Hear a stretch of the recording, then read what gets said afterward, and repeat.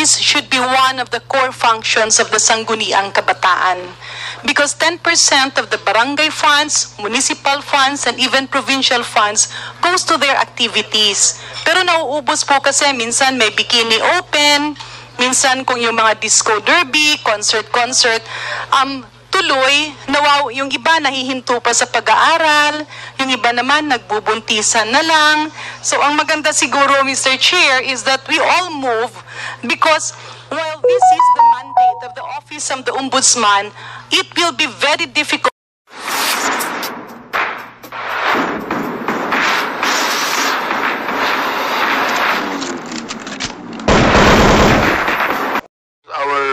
Ombudsman, meron ba kayong palagay na, Mr. Ombudsman, na mga cases that are purely political harassment? Meron ba kayong mga palagay doon sa ganon? Mr. Chair, meron ba kayong mga cases na sa palagay ninyo they are purely political harassment? Your Honor, marami po niyan. Marami po niyan. At lalo na po pag mag-election. Marami po yan. Kanya nga po, nakakaawa din po ang mga katulad yung kawanin ng gobyerno na nasa politika. Sa amin po na hindi mga appointed lang, wala naman mga ganyang harassment suits. Ang karamihan ng harassment suits ay sa mga politiko po. Maraming pong salamat. Maraming salamat po, Ombudsman. Now, I'd like to recognize Deputy Majority Leader Janet Garin, please, for her interpellation. Thank you very much, Mr. Chair. Maupay nga udto, maupay nga agahaton mga from to the Ombudsman family.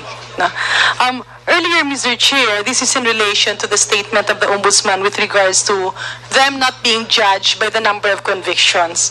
Sa mga doktor po kasi, in the past years, nagkaroon ng quota yung katarata. So there was a quota for cataract operations, kaya kaliwat kanan ang naging cataract operations where in fact and in truth, not all cataracts should be operated kasi minsan nabubulag tuloy at yung iba namamatay dahil sa komplikasyon. Pangalawa naman, sa mga pulis, meron ring quota. Kaya kaliwat kanan ang fina-file ng mga kaso and sad to say 90% are being dismissed. So I am with the Ombudsman when he said they should be judged not by the number of convictions but by the number of resolutions. Sa linya po bang ito, does the Ombudsman family agree that with regards to the policemen, dapat hindi sila nabibigyan ng quota kasi nakakadagdag po ito, lalo na't pagka walang mga basehan, nakakadagdag siya sa volume or load ng mga kaso na fina-file. May we get the input of the Ombudsman? Marami po. Mr. Chair, Your Honor. Yung mga kaso po ng pulis na wala namang, ang tingin namin is only administrative, oftentimes we refer it now to the NAPOLCOM for them to resolve. Kasi minsan may mga kaso for support. Siguro itong mga domestic problems na ito dapat i-resolve na lang ng NAPOLCOM. Magaling sila mag-resolve niyan. Mayroong kaso ng estafa kasi yung pulis umutang, hindi nakabayad, pa-file ng kaso sa Ombudsman. Mayroong isang pulis sa Mindanao na nagnegosyo ng bigas, umutang sa nag-angkat ng bigas, nag-issue ng cheque, tumalbog yung cheque, kinasuhan sa amin ng estafa. This is not in relation to the office. So again, we refer this to the NAPOLCOM for them to be able to invite the attention of the police officer to settle this matter. Tinitingnan po namin. Right now, hanggat hindi pa ho naayos namin yung aming public assistance o napapalakas yung aming public assistance office, we just refer these matters now to the concerned agencies. But in the future, we will be handling those cases ourselves. Thank you very much, Mr. Chair. Maraming salamat po, Ombudsman. Kanina po nasabi nyo na kayo ay waray-waray, pero Ilocano. Kaya nga, hinihintay yung mga savings para doon sa IT project at sa MIS. Mr. Chair, ako naman po ay waray-waray, lumaking talagang true-blooded waray-waray, kaya po para mabawasan yung aking tapang, ako po ay nag-asawa ng isang Ilonggo para madagdagan yung aking kalambingan. No? But, Mr. Chair, Honorable Ombudsman, I do admire you for being an Ilocano and for using savings. However, the IT system of the Ombudsman is quite urgent. So if we are referring to savings, how long will the actual project be fully operational? And if we talk about the budget, how much is needed? Because there are actually other expenditures of government now that should be aligned to IT projects for better and faster services and for more transparency. Mr. Chair, Your Honor, I don't want to burden the government anymore for the expenses for our IT project. What I am doing right now is, or what I did, was to get in touch with the former ambassador of Estonia to the Philippines, who has now been reassigned to other countries. And as of 2 days ago, I received a word from the government of Estonia that they will be discussing with us the possibility of the government of Estonia providing to us the software. I said we can buy the hardware, provide us the software, teach us how to come up with our own firewall, and they're willing to do that. So before the end of the year, one of the representatives from the government of Estonia may be coming over to discuss with us these matters. So iniiwasan lang po namin na gumastos ng malaki ang gobyerno. Kung pwede naman makahingi tayo ng tulong sa ibang bansa, hihingi po kami ng tulong sa ibang bansa. If we have to get the support from the UNDP or the UNODC, we will get support from the UNODC para hindi ho kami mahirapan na sa pagbili ng mga equipment na ito dahil yung proseso po ng bidding ay napakahirap. O yung mga processes sa ating government procurement contract ay napakahirap pong sundan. So, bayaan po namin silang bumili para sa amin itong mga hardware na ito. Marami pong salamat. Thank you, Mr. Chair. Thank you, Ombudsman. I do admire the candidness of the Ombudsman earlier, Mr. Chair, when he said, corruption is already a fad and a fashion, and it has become endemic. Nakakahiyamang aminin ito, pero tila talagang may laman ang sinasabi ni Ombudsman. And I don't think it is endemic. It's probably translating into hyper-endemic. Ibig sabihin po, may mga panahon na nagkakaroon na siya ng epidemya on top of it being endemic. And actually, Mr. Chair, the Bishop knows me very fully. Nung ako po'y bata pa, I had my first communion with Pope John Paul II. So ako po yung maliit na bata doon na tumutugtog sa Cebu during the first Mass of Pope John Paul II. And I grew up in the province na palagang nasa simbahan kasi kung taga-tugtog no, nung mga kasal, binyag, lahat. I noticed that the young generation going to the church has actually been dwindling. Not to mention the fact na dati, di ba, may Flores de Mayo ang saya-saya kasi nakukultivate yung ating mga kabataan. But now, napakahirap mag-generate.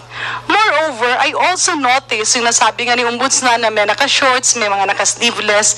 Ngayon naman, during Mass, alam ni Bishop ito, parang kaliwat kanan, may cellphone yung lahat.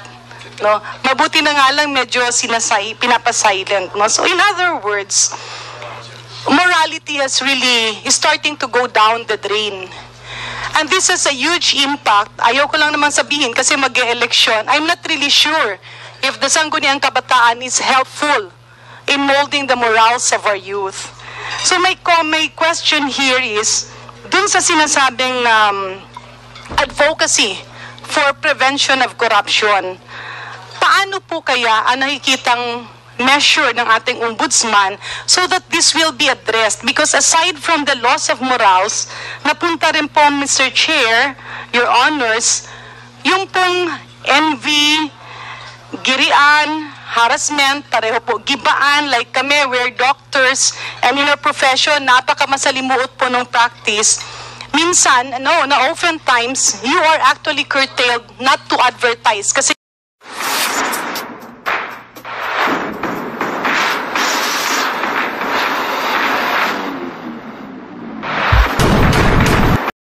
regards to this, dagdag ko na lang po, last question, Mr. Chair, kasi kasama na yan doon. He mentioned earlier na yung mga kaso ay nasa mga politiko. May I appeal that that be adjusted? Kasi sa totoo po, marami ring mga kawani ng gobyerno, lalo na yung mga maliliit, yung mga miyembro ng Bids and Awards Committee, hahanapan niya ng mga kasalanan. Yung mga sana ay mapropromote kasi sila yung nagtatrabaho at kwalipikado, sisiraan ng mga kasamaan. At we all know, I mean, I've been in government for 25 years. At I'm very proud to say that I was not involved in any of PDAF cases or corruption cases related to my tenure as board member and congressman. However, makikita po natin na kapag merong negosyante na natatalo sa bidding, inuulan ng kaso yung ating career officials. Dagdag pa dyan, pagka meron pong ipropromote at merong bakanteng posisyon, yung pong mga hindi naman masisipag sa loob ng opisina ay ginagamit nila yung mga kaso to get back or to hit back at their competitors who are actually qualified for the position. So how can this be prevented? Because what will be happening is that pag nagkakaroon ng gibaan, yung mga talagang nagtatrabaho sa gobyerno ay nangihina ang loob.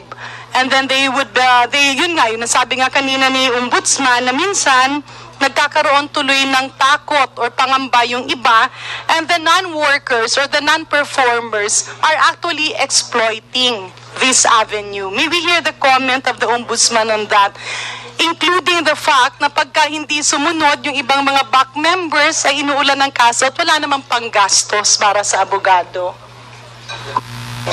Mr. Chair, Your Honor, let me answer first on the matter of procurement. I think it is about time that Congress should take a serious look into repealing the present procurement law, which we copied from the government of Canada. Let us go back to our old procurement law where it was so simple. Wala masyadong requirement. I think Congress should take a serious look into abolishing also PS-DBM, which has in the past years became the source of graft and corruption, as what happened in the Farmally case. Why go back to the old system of procurement? In the old system of procurement, we only have a performance bond. Ngayon, ang daming bond na nire-require. If you buy a car now, whose cost is about 1 million pesos, you purchase it at 1.2, 1.3 million pesos. Dahil sa daming requirements na ini-impose under the new procurement law. Not only that, instead of procuring a car within Metro Manila, if you're in Metro Manila, you look of the lowest bidder and you sometimes find the lowest bidder in Nueva Ecija or in the Bicol region. So paano yung maintenance ng sasakyan? You go to Bicol, you go to Daet just to have your car maintained? Ito yung mga kalukuhan eh. Because what we did, when the procurement law was passed in Congress, somebody copied from the government of Canada the procurement law. You can study the procurement law of Canada. It's similar to us. We have that post-qualification. Canada's the post-qualification. The one who drafted that law for Congress must admit that they copied the procurement law, the present procurement law, from the government of Canada, because it was the government of Canada who spent for the study of the procurement system in the Philippines. So kung sino sponsoring country, yun ang ating sinusunod. So why don't we just come up with our own, the old procurement law, pre-qualification, and the bidding proper, and after that, the award. Why abolish PS-DBM? Why do I have to buy a big ball pen when I can, at the cost of 150 when I can buy it in the store for only 1 pesos? Why do I have to pay PS-DBM a certain percentage para ibili ako ng big ball pen? Why not put that responsibility on the government procuring entity? Why PS-DBM? So lahat ngayon nagpapalusot, pupunta sa PS-DBM. We can do that. We don't need PS-DBM anymore. Ferdinand Marcos Sr. created PSDBM dahil nung araw naghihirap po ang supplies ng mga office supplies like coupon band. So this is the reason why it was created. Ang nangyari over time, inabuso ito eh. So let us try to study, take a serious look in the abolition of PSDBM. Now, the first question about Bauli yan. Yes, Mr. Chair, I was also referring to corruption being a fad and a fashion. Yung nawala na nga yung mga values, no? On the corruption being a fad and a fashion, we cannot solve corruption, as I've said earlier, through the passage of laws. All I beg Congress to pass is a law making it mandatory, good manners and right conduct, but a God-centered good manners and right conduct subject. Take out that God-centered good manners and right conduct aspect, you will be a failure. I'll give you an example. Teacher ako sa isang barangay. Tuturo ako ng good manners and right conduct. Pero pagdadating ng hapon, mga 5, 6, nandun ako sa kalsada lasing, naghahamon ng away. Will my pupils, my students believe me on what I am teaching about good manners and right conduct? No. But let good manners and right conduct be God-centered. Let our young, the youth, ipaano natin uli, yung pagmamahal sa Diyos, love of God, fear of God, which is absent nowadays. Hindi ko naman sinasabing religyoso akong tao. No, I am not. I am 10 times a sinner than a criminal in serving sentence in Muntinlupa. I am probably the #1 adulterer in this room. But what I am saying is, itemper naman natin to yung takot sa Diyos. Na bago natin gawin yun, matakot tayo sa Diyos. Diba? Why do you have this riding in tandem? It's all because about money. It's not just about corruption, but it's because we don't fear God anymore. We don't fear that there is hell. We don't even believe that there is hell. We don't respect ourselves. We don't respect the Lord. Whatever you conceive your God to be, you follow your God. Whether you call him Allah, Jehovah, or Lord, just follow the dictates. Because no religion teaches immoral things. No religion tells us that mabuti ang pumatay. Walang reliyon nagsasabi mabuti ang magnakaw. Wala eh. So let us have a good manners and right conduct subject that is God-centered. That's all I ask from Congress to do. A 1 hour a week to be taught by the ministers of the various religious organizations. The Iglesia ni Cristo has promised me that they will send their ministers to these various public schools to teach good manners and right conduct with God as the center of that. Okay sana yun. And I hope other religions will follow with volunteer. Kahit lang sa Katoliko yung sinasabi ng catechism, let's start with that. Let us start teaching the young to pray the rosary sa Catholics. Let us start teaching the young to read the Bible, as what the sponsor of this hearing this morning is. Wala. But I think we start it now, and for the next 20 or 30 years, we may not be in this earth anymore, but the fruits will come out after about 20, 30 years. And expect that to happen. But we have to start it now, Your Honor. Thank you very much, Mr. Chairman. Mr. Chairman, just a quick rejoinder. Will the Ombudsman agree with me in proposing that this should be one of the core functions of the Sangguniang Kabataan?